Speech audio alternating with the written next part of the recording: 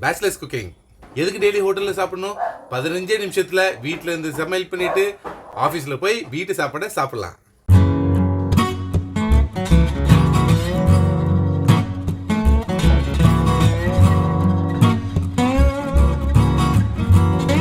மறக்காம சேனலுக்கு சப்ஸ்கிரைப் பண்ணுங்க, பெல் பட்டனை தட்டி விட்டுருங்க.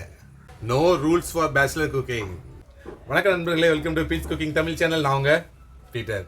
இன்னைக்கு தாட் ஃபார் த டே, இரக்கம் உள்ளவர்கள் பாக்கியவான்கள், அவர்கள் இரக்கம் பெறுவார்கள். இதோட மீனிங் என்னன்னு பார்த்தீங்கன்னா, நம்மகிட்ட இரக்க குணம் இருந்துச்சுன்னா நம்மளுடைய கடவுளும் நம்ம மேலே இரக்கத்தோட இருப்பார்.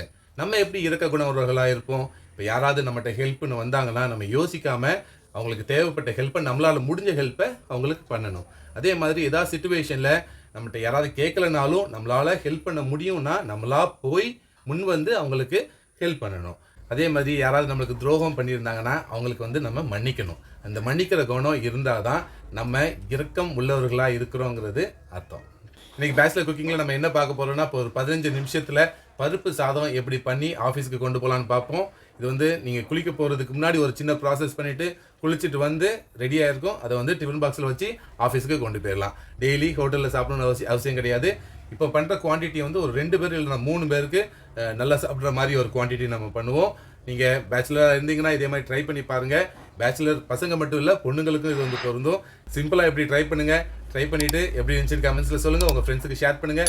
ஒரு முக்கியமான விஷயம் என்னென்னு பார்த்தீங்கன்னா, there is no rule for bachelor cooking. ரூல்ஸ்லாம் கிடையாது. ஃபைனல் அவுட்புட் நம்மளுக்கு நல்லா இருக்கணும் சாப்பிட்றதுக்கு, அதே மாதிரி கொஞ்சம் ஹெல்த்தியாக இருக்கணும். அவ்வளோதான். இது போட்டுட்டு தான் இது போடணும், இது 10 நிமிஷம் வதக்கணும் அப்படிங்கிறது எதுவுமே கிடையாது. வீடியோவை லைக் பண்ணுங்கள், சேனலுக்கு சப்ஸ்கிரைப் பண்ணுங்கள். நம்ம வீடியோக்குள்ளே போகலாம். ஒரு 2-3 பேருக்கு சமையல் பண்ணுறதுக்கு இந்த மாதிரி ஒரு 3 லிட்டர் குக்கர் இருந்துச்சுன்னா ஈஸியாக இருக்கும். இதில் நம்ம என்ன பண்ண போகிறோம்னா, ஃபஸ்ட்டு 1 டம்ளர் ரைஸ் எடுக்க போகிறோம். இந்த டம்ளர் பார்த்திங்கன்னா நான் காட்டுறவங்களுக்கு 1 டம்ளர் ரைஸ் எடுத்துருக்கோம். டம்ளர் பார்த்திங்கன்னா 200 ml பிடிக்கிற மாதிரி உள்ள கிளாஸில் 1 டம்ளர் ரைஸ் எடுத்துருக்கோம். 1 டம்ளர் ரைஸ் எடுத்தால் பாதி டம்ளர் பருப்பு போடணும். பாதி டம்ளர் பருப்பு சேர்க்குறோம். இவ்வளோதான். இது ரெண்டையும் நம்ம நல்லா கழுவுவோம். நல்லா கழுவி 2 தடவை கழுவி நம்ம க்ளீன் பண்ணிடுவோம். ஒரு தடவை கழுவிட்டோம், இன்னொரு தடவையும் நம்ம கழுவிடுவோம். சொல்ல மறந்துட்டேன், இதுக்கு துவரம் பருப்பு தான் எடுக்கணும். நிறைய பேருக்கு துவரம் பருப்பு எப்படி இருக்குன்னு தெரியாது. நான் காமிக்கிறேன் பாருங்கள். துவரம் பருப்பு கொஞ்சம் சப்பையாக இருக்கும். கடலை பருப்பு கொஞ்சம் குண்டாக இருக்கும். அதே மாதிரி துவரம் பருப்பு இது பாலிஷ் பண்ணாத துவரம் பருப்பு. நீங்கள் கடையில் வாங்கும்போதே கரெக்டாக வாங்கிடுங்க. துவரம் பருப்பில் தான் நம்ம இன்றைக்கி பண்ணணும், கடலை பருப்பு கிடையாது. 2 தடவை கழுவிட்டோம். இப்போ நம்ம தண்ணி ஊற்றிடலாம். ரைஸ் 1 கிளாஸ் எடுத்துருந்தோம், அப்போது நம்ம 3 கிளாஸ் தண்ணி ஊற்றணும். ரைஸுக்கு 3 மடங்கு. ஏன்னா நம்ம பருப்பு இந்த காய்கறிலாம் சேர்க்க போகிறோம், அதனால 3 மடங்கு தண்ணி.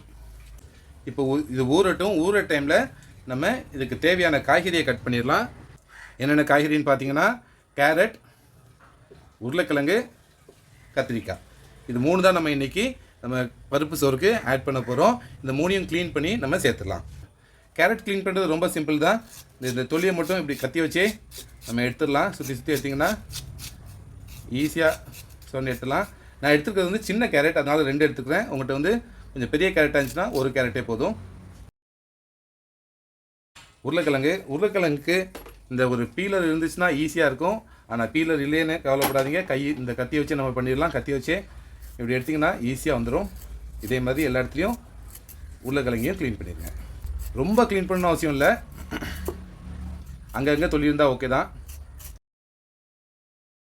பாருங்கள், கேரட், உருளைக்கிழங்கு ரெண்டையுமே தோலில் நம்ம சீவிட்டோம். இது நீட்டாக கழுவி நம்ம உள்ளே கட் பண்ணி போட்டுடலாம். முதல்ல கேரட்டை கட் பண்ணிடுவோம். கேரட் சின்ன கேரட் தான், அதனால் நடுவில் மட்டும் ஒரு பீஸை கட் பண்ணிவிட்டு நல்லா கொஞ்சம் ரவுண்டாகவே கட் பண்ணி விட்டுக்கோங்க. நம்ம சாப்பிடும்போது ஒரு பீஸ் மாதிரி இருந்துச்சுன்னா நல்லா தான் இருக்கும். நடுவில் கட் பண்ணிவிட்டு அவ்வளோதான். உருளைக்கிழங்கையும் பாதியாக இப்படி கட் பண்ணிடுங்க. கட் பண்ணிவிட்டு இதில் ரொம்ப சிறுசாக கட் பண்ண வேண்டாம், இந்த சைஸில் கட் பண்ணால் கரெக்டாக இருக்கும். இப்போ கட் பண்ண உருளைக்கிழங்கையும் கேரட்டையும் நம்ம ஊற வச்சுருந்த ரைஸ் பருப்பு கூட சேர்த்துடலாம். இப்போ இதில் கத்திரிக்காய். அடுத்து கத்திரிக்காய் கட் பண்ணுறது ஈஸி தான். மேலே உள்ள இந்த கொண்டையை கட் பண்ணிவிட்டு கத்திரிக்காய் கொஞ்சம் சின்ன சின்ன பீஸாக நம்ம உருளைக்கிழங்கு எந்த இதாக கட் பண்ணோமோ அதே மாதிரி கட் பண்ணி உள்ளே போட்டுருங்க. இது கூடவே ஒரு 3 பச்சை மிளகாய், நல்லா உடச்சி போட்டுக்கோங்க. ஒரு தக்காளி கையிலேயே ஈஸியாக கட் பண்ணிடலாம். தக்காளி வந்து நாட்டு தக்காளியாக இருந்தால் கையில் நீங்கள் பிசைஞ்சே போட்டுடலாம். இது வந்து பெங்களூர் தக்காளி, கத்தியில் தான் கட் பண்ணணும். பார்த்து கட் பண்ணுங்கள், கையை கட் பண்ணிடாதீங்க. நம்ம காய்கறிலாம் சேர்த்துட்டு ஒரு டீஸ்பூன் சீரகம் சேர்த்துருவோம். காயம் ரொம்ப முக்கியம், காயம் கட்டாயம் சேர்க்கணும். காயம் ஒரு 1/4 டீஸ்பூன் காயம் சேர்த்துருவோம். வெள்ளைப்பூடு ஒரு 6-7 வெள்ளைப்பூடு. பார்த்திங்கன்னா இதெல்லாம் நீங்கள் கட் பண்ணணும்னு அவசியம் இல்லை, நம்ம அப்படியே முழுசாக போட்டாலும் ஓகே தான்.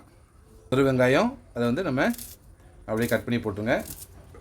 ரொம்ப சிறுசாக கட் பண்ணணும்னு அவசியம் இல்லை, கட்டிங் போர்டில் வச்சு கட் பண்ணலாம், இல்லை கையில் வச்சு இப்படி நீங்கள் கட் பண்ணி போட்டாலும் ஓகே தான்.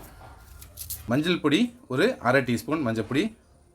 நம்ம இப்போ சேர்க்க போகிறது தான் ஒரு முக்கியமான ஒரு மசாலா, சாம்பார் பொடி. நீங்கள் எந்த சாம்பார் பொடினாலும் எடுத்துக்கோங்க, சுவாமிஸோ சக்தியோ எதுனாலும் எடுத்துக்கலாம். 1 ஸ்பூன் சாம்பார் பொடி சேர்த்துருங்க.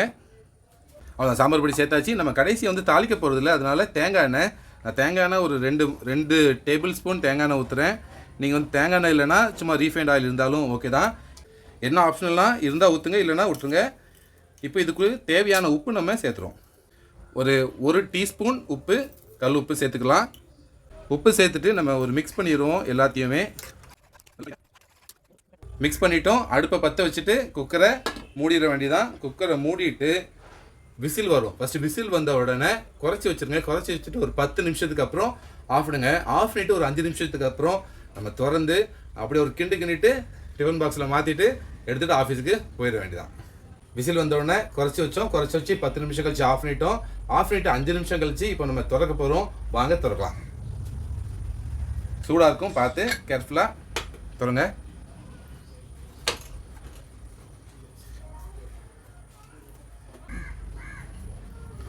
சூப்பராக வந்திருக்கு பாருங்கள் பருப்பு சாதம்.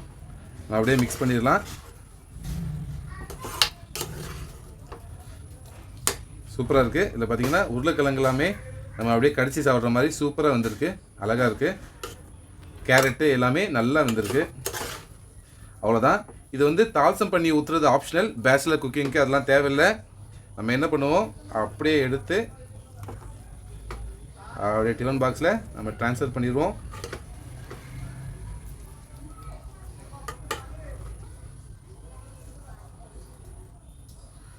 அவ்வளோதான். பார்த்தீங்கன்னா சூப்பராக சாம்பார் சாதம் லஞ்சுக்கு ரெடி ஆகிடுச்சு. சிம்பிளாக பருப்பு சாதம் 15 நிமிஷத்தில் எப்படி பண்ணுறோன்னு பார்த்துட்டோம். ரொம்ப சிம்பிள் தான். இதே மாதிரி நீங்கள் ட்ரை பண்ணி பாருங்கள். டெய்லி வெளியே சாப்பிடணும்னு அவசியம் இல்லை. 15 நிமிஷத்தில் இதை ரெடி பண்ணிவிட்டு பேக் பண்ணி ஆஃபீஸில் கொண்டு போய் நீங்கள் சாப்பிட்லாம். சாம்பார் சாதம் கூட்டுக்கு நீங்கள் ஊறுகாய், இல்லைனா அப்பளம், இல்லைனா முட்டை ஆம்லேட்டு, இல்லைனா அவிச்ச முட்டை எது இருந்தாலுமே உங்களுக்கு சூப்பர் காம்பினேஷனாக இருக்கும். உங்கள் ஃப்ரெண்ட்ஸுக்கும் இதை கொடுங்க, அவங்களும் ட்ரை பண்ணி பார்க்கட்டும். ஈஸியாக அவங்களும் இந்த மெத்தடில் ட்ரை பண்ணி எப்படி இருந்ததுன்னு அவங்களும் கமெண்ட்ஸ் பண்ணட்டும், நீங்களும் கமெண்ட் பண்ணுங்கள். வீடியோ பிடிச்சிருந்தா லைக் பண்ணுங்கள், ஃப்ரெண்ட்ஸ் கூட ஷேர் பண்ணுங்கள், சேனலுக்கு சப்ஸ்கிரைப் பண்ணுங்கள். நம்ம அடுத்த வீடியோவில் பார்க்கலாம்.